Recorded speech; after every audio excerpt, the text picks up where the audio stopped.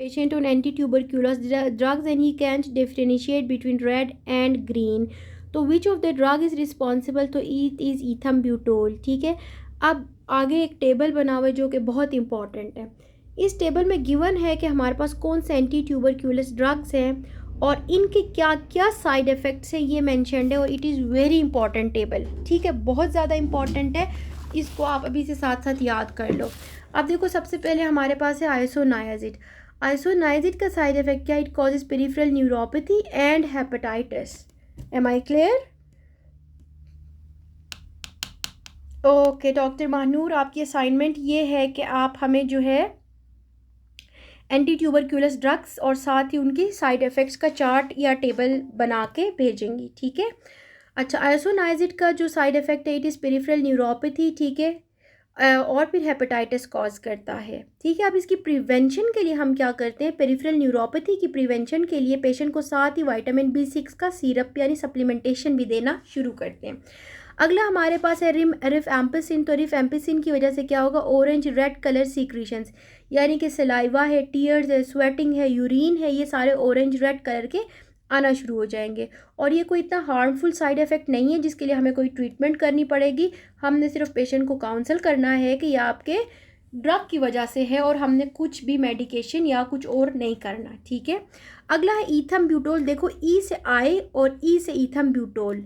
देखो, ये जो हमारे पास आइज़ हैं उनमें जाके क्या कॉज कर रहा है? Colour blindness, optic neuritis. ठीक है, और कलर ब्लाइंडनेस कॉज करता है ये रेड और ग्रीन का. ठीक है, और ये क्या है? Reduce dose and stop dose need in renal impairment too. अब ईथम्ब्यूटोल अगर बहुत ज़्यादा आइज़ को अफेक्ट कर रहा है तो आप क्या करोगे? डोज़ को रिड्यूस कर दोगे.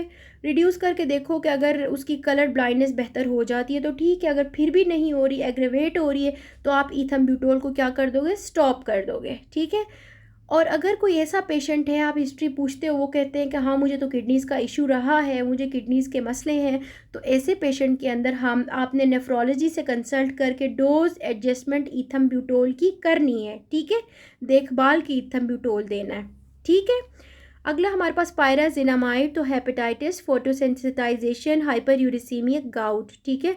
अब ये पायराजिनामाइड का साइड इफ़ेक्ट ये है कि ये क्या कॉज करता है? ये गाउट कॉज करता है. अगला हमारे पास है स्ट्रेप्टोमाइसिन. तो स्ट्रेप्टोमाइसिन क्या करता है? ये 8 nerve damage, vestibular nerve damage करता है. Used only if patient has multi drug resistance and Contra indicated in pregnancy. इसको बच्चों आप अपने गरेबान से बांध लो, पल्लू से बांध लो कि ये जो स्ट्रेप्टोमाइसिन है वो क्या है? कॉन्ट्रा इंडिकेटेड इन प्रेगनेंसी है. आप जिस भी हॉस्पिटल में काम कर रहे हो वहाँ पे तो टीबी का अलग से सेंटर होगा मोस्ट प्रोबेबली, क्योंकि मैं इतने बैकवर्ड पेरिफेरी में काम करती थी, वहाँ पे टीबी का सेंटर था, क्योंकि टीबी हमारे लो सोशो इकोनॉमिक एरियाज़ में बहुत ज़्यादा प्रेवलेंट है. ठीक है, और ये फैलने वाली है. तो क्या है कि इसलिए ना इसके सेंटर्स बनाए हुए हैं हमारे हॉस्पिटल्स में. तो आपने ना बेशक उनके पास ही पेशेंट को भेज देना है, वैसे भी हम उनके पास भेजते हैं, वही उनका PCR करते हैं, चेस्ट एक्सरे, सारा का सारा डील टीबी वाले खुद करते थे, है ना? ऐसा है कि नहीं? आप लोग खुद टीबी को मैनेज करते हो?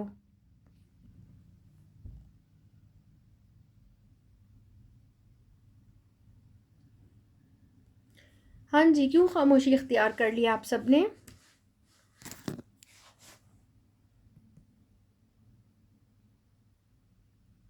अच्छा, पल्मों में आप लोग खुद करते थे? चलो गुड है. Okay, the next is okay, TB centre भी है और पल्मों का यूनिट. अच्छा ठीक है. Okay, now let's practise some paper MCQs. The first one given is streptomycin. ठीक है. ओके, तो स्ट्रेप्टोमाइसिन में क्या है कि which is not safe in pregnancy. तो इट इज़ स्ट्रेप्टोमाइसिन. ठीक है. A drug is estimated eliminated from without significant metabolism. तो ये भी हमारे पास स्ट्रेप्टोमाइसिन है. ठीक है. Ethambutol anti TB drug causing optic neuritis. Patient taking multiple drugs to treat TB. He is unable to differentiate between red and green.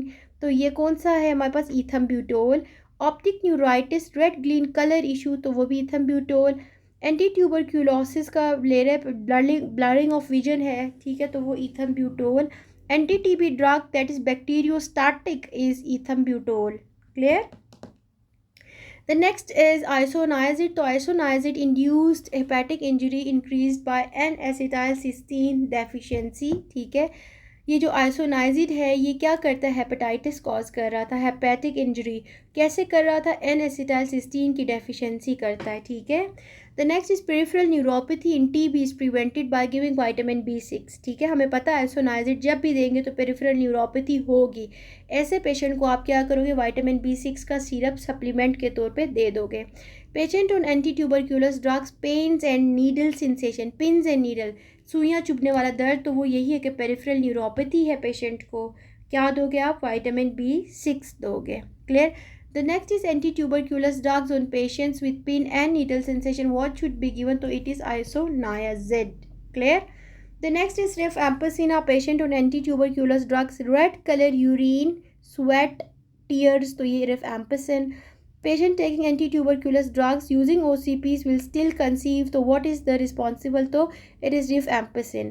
अब ये जो मैंने डॉक्टर अक्सा को दिया था कि आपने इनके साइड इफ़ेक्ट्स लिखने हैं, तो रिफएम्पिसिन का एक साइड इफ़ेक्ट ये है कि it causes failure of oral contraceptive pills, आपने ये भी मेंशन करना है। ठीक है, patient undergoing TB treatment complaints of red orange pink secretions of urine. ठीक है, डिसकलरेशन ऑफ यूरिन, तो what is the which of the following drug is responsible, rifampicin. ठीक है, अगर है pyrazinamide, patient on anti tuberculous drugs, swelling of the right big toe, तो ये हमारे पास क्या है, गाउट का है, तो गाउट क्या कौन सा ड्रग था, तो ये पायरोजिनामाइड था।